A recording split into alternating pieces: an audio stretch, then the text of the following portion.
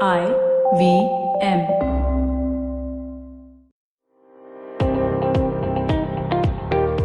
Welcome to All Things Policy, a daily podcast by the Takshashila Institution.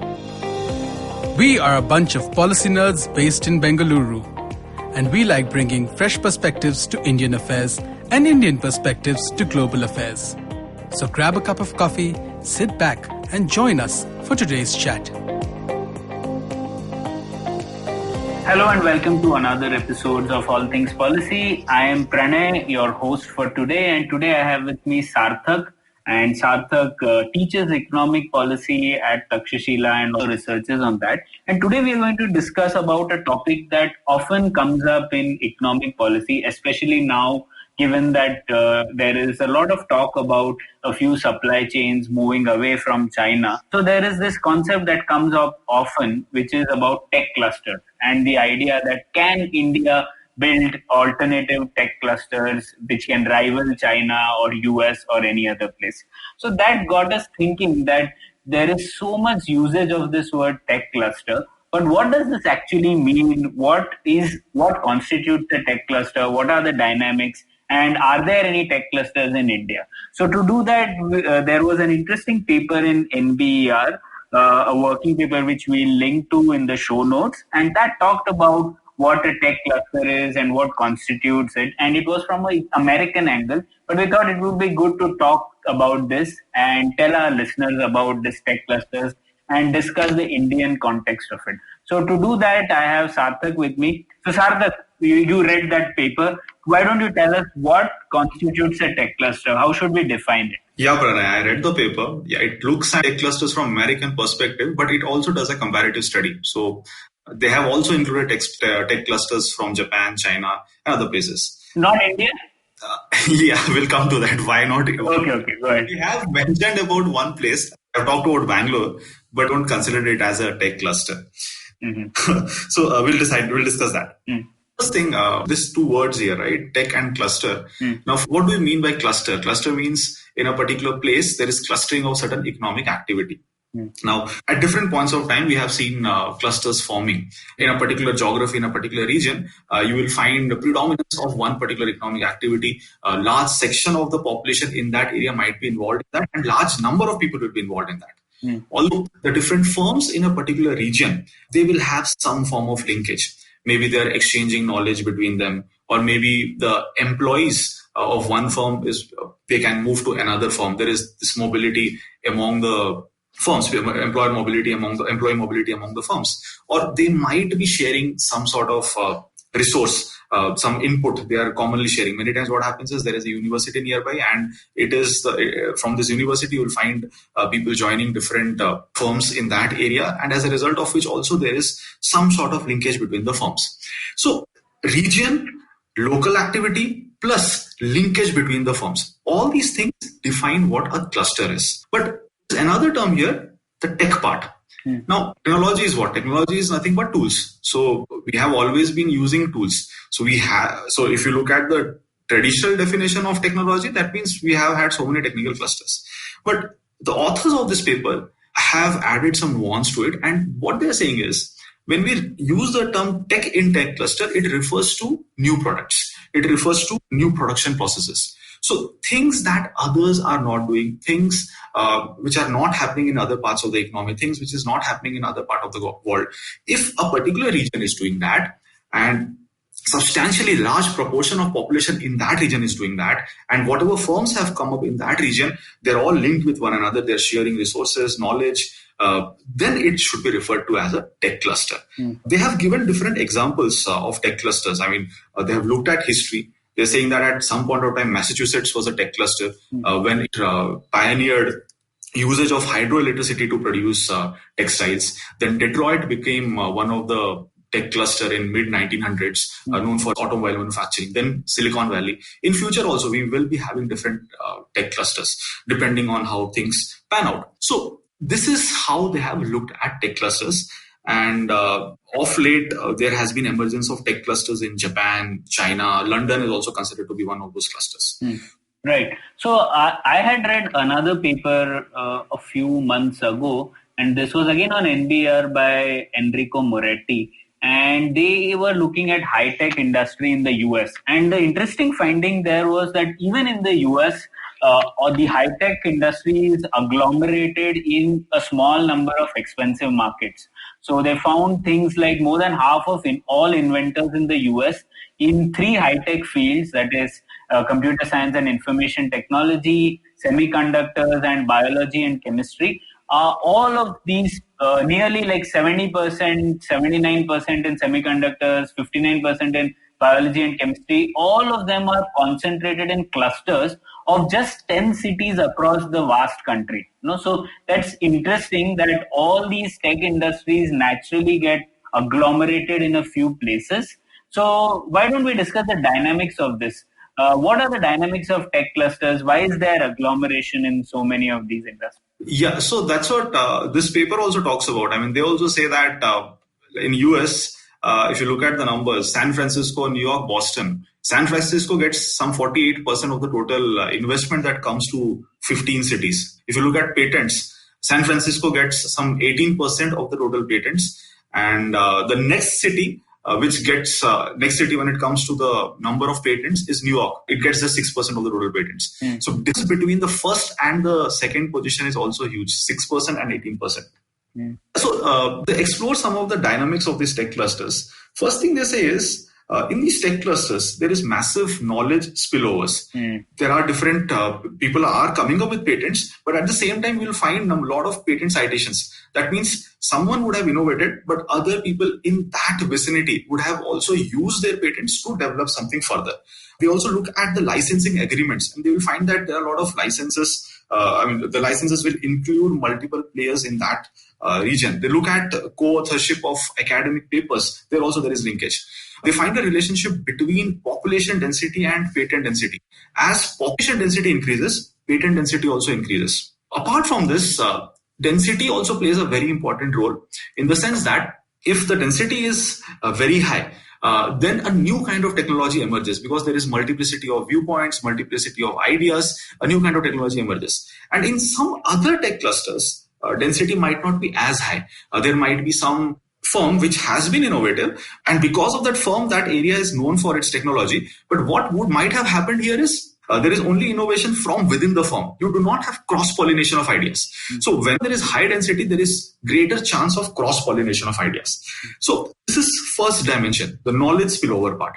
Apart from that, labor is very important, specialized labor. You need to have high-skilled people who are participating in these activities. So they also find out that a sufficiently large number of people who are engaged in these clusters, they have higher degrees, advanced degrees. They come from some of the top tier institutions.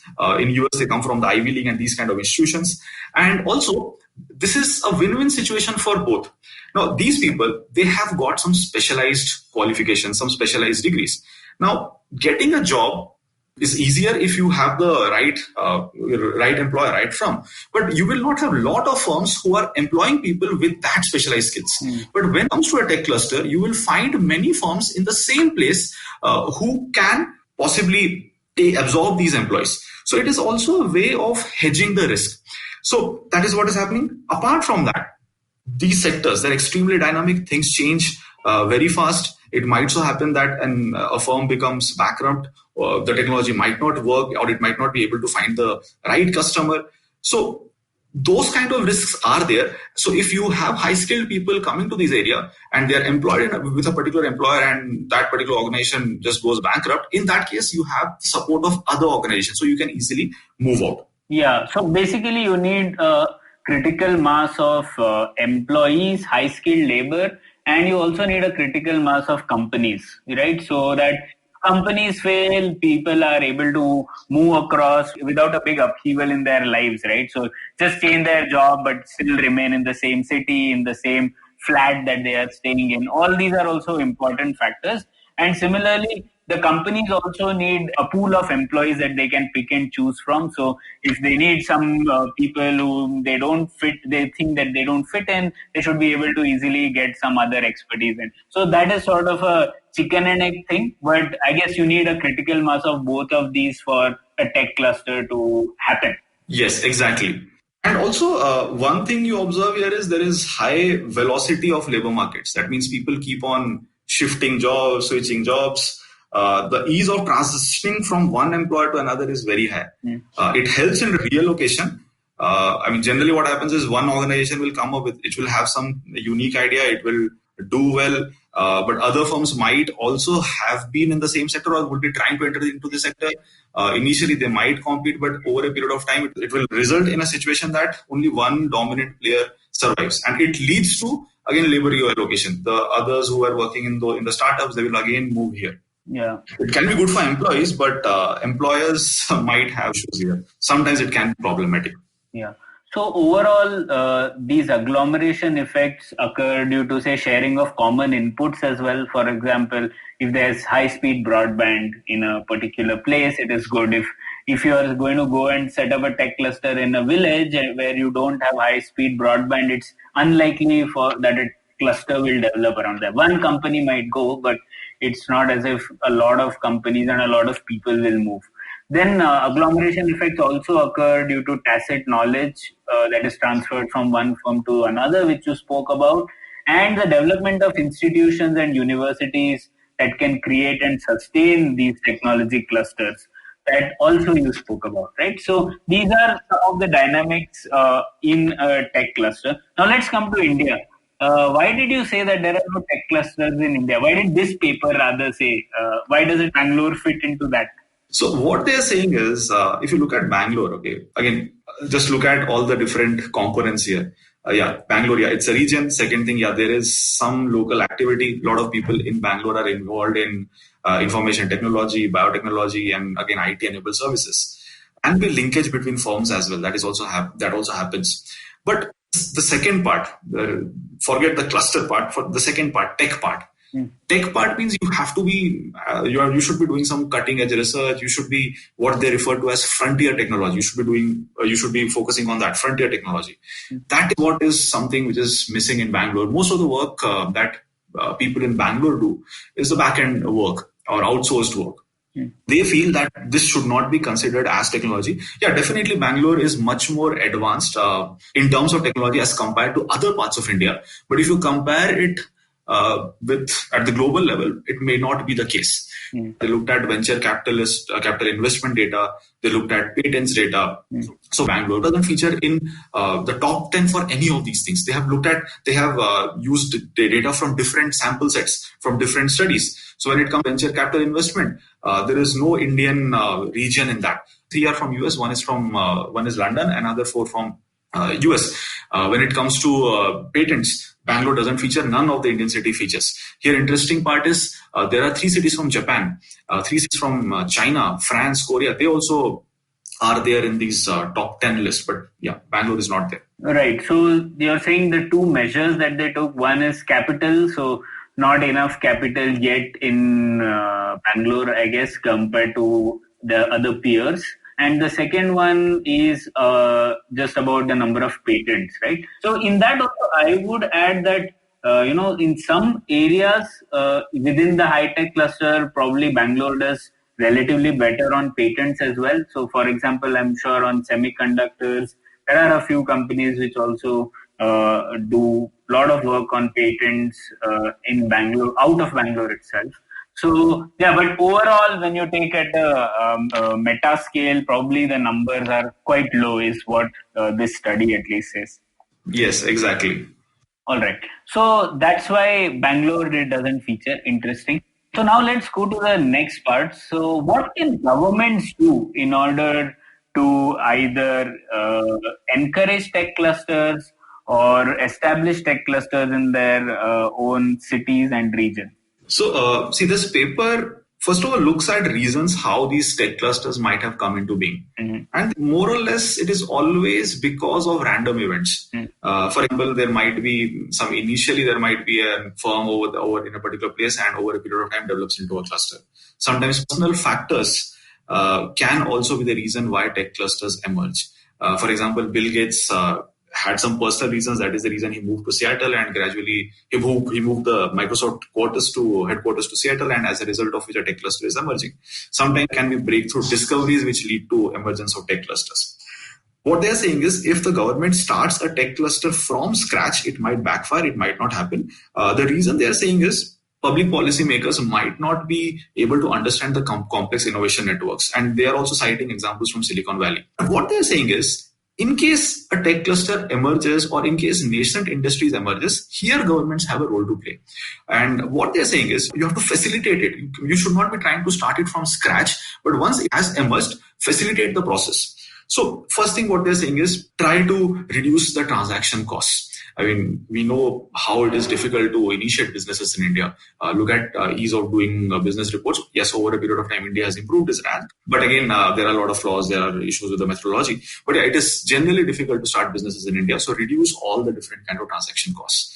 Then you have to attract the best of talent. And the best of the talent will come only when you are providing the right kind of infrastructure. As you just pointed out, broadband is one of those things. But there are many other things. For example, basic infrastructure, the traffic issues that Bangalore faces. I remember a few years back, there was some debate initiated by, I don't know who initiated it, but there was a debate that the startups should move away from Bangalore to NCR region because of the traffic issues and other infrastructure challenges that Bangalore faces. So you have to ensure a good quality of life. You have to attract the best of the talent. Then they also say that it's not only about attracting the talent from the country, you have to attract talent from different parts of the world.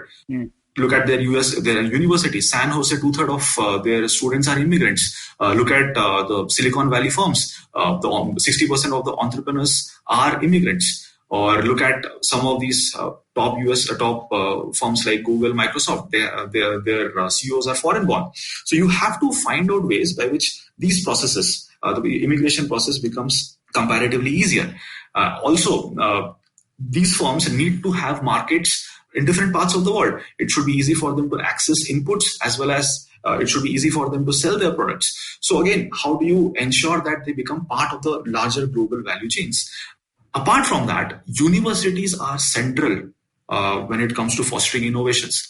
So find out ways by which you can have more universities. At present in India, setting up universities is not that easy. Quality universities you don't have. Probably find out ways by which this can be deregulated, or find out ways by which you can have more universities. And again, if you have universities, it is not necessary that it will definitely lead to increase in patents, increase in innovation. So what they're saying is the government should try to fund research in universities, but the ownership of the result of this should largely lie with the universities. So maybe it can lead to greater fostering of ideas, more talents, cross-pollination of ideas. So these are some of these things that we can possibly think of. Right.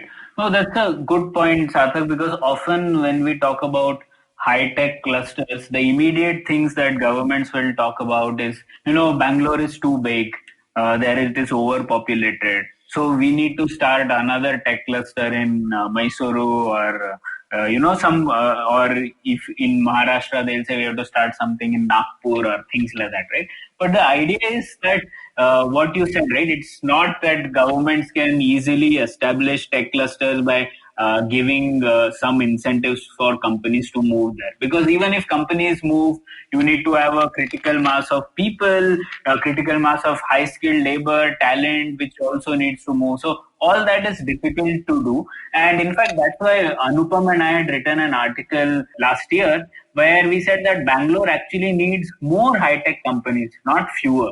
We need to convert it into a high-tech cluster. As you said, in the current definition, it is still not a high-tech cluster of the world. And a lot of our people and policymakers are already under this illusion that Bangalore has already peaked and we have already achieved high-tech clustering. And now we need to spread this cluster and across India so that more regions benefit.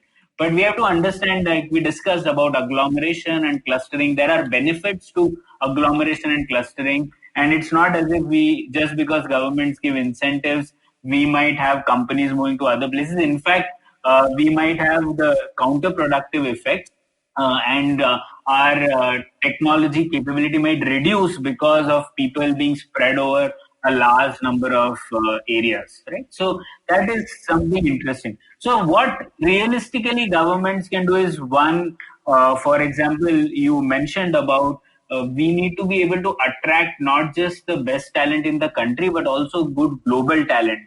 So the governments can do good things in terms of raising the social living standard in that particular place itself. So if there are good colleges, good schools, then there will be people, high officials of a particular company might want to actually move to a place where they can send their kids to better schools, better colleges, etc. Right? So all those factors, even nightlife, right? Or maybe even things like places, food, global cuisine, all those things, availability also plays an important role in establishing a tech cluster. Exactly. One thing you should keep in mind, whenever you are creating jobs in these tech cluster, just imagine how much employment you're creating. You are creating one job, let's say you're creating one job, one high skill job, but at the same time, this person is going to take services from different people. So it is going to have massive multiplier effect. If the paper gives an estimate that if one knowledge job is created, then it leads to creation of 5 non-technical jobs. And again, these 5 non-technical jobs are also well-paying jobs. It is not something which we primarily see in agriculture or other sectors. So it is much more, the multiplier effect is much more than that of the manufacturing sector. Also, whenever VCs fund startups, the impact of it is more, it is much beyond the startups. It impacts other regions as well, other sectors as well. So we should keep this in mind, and accordingly, the government should at least take note of these things and accordingly try to develop more of, or try to expand the tech clusters or think about tech clusters. Yeah, so basically government role is to keep options open so that organically some new tech clusters can develop, instead of trying to pick and choose and say, hey, Bangalore has already grown, let's push these to other places, right? And that is something we need to understand. I think Nitin had a good statement which he said that India's population is not overpopulation but under governance. I think that is something that needs to be internalized in our governance and in our policy thinking as well. There is nothing like Bangalore being overpopulated. It's just that it is undergoverned. So if there will be tech clusters will have agglomeration. That's how it happens across the world. So we don't need to fear more people in a place. Also, the city has also grown, right? It's not as if it's the same size of city which was earlier. So that is also an important thing to keep in mind. But Sarthak, let's end on this, that do you think COVID-19 might change the shape of high-tech clusters, given that there will be a lot more acceptance of people working from home? So maybe this geographic concentration which tech clusters were used to and which thrived on, maybe there might be some way that at least a few of these jobs might move in a geographically dispersed fashion. Yeah, exactly. That can happen. See, 2 ways it can be impacted. One is because of COVID, again, we will be dependent more on technology for different solutions. Okay, for different things that we do, different issues that we face, we will be trying to go ahead with technological solutions. So here, tech clusters might play a very important role. So again, the kind of ideas that comes out of these tech clusters might help. Firms might do well, but at the same time, the linkage between people, linkage between firms might get impacted because of social distancing and all these things, people working from home. So both ways, this can be impacted.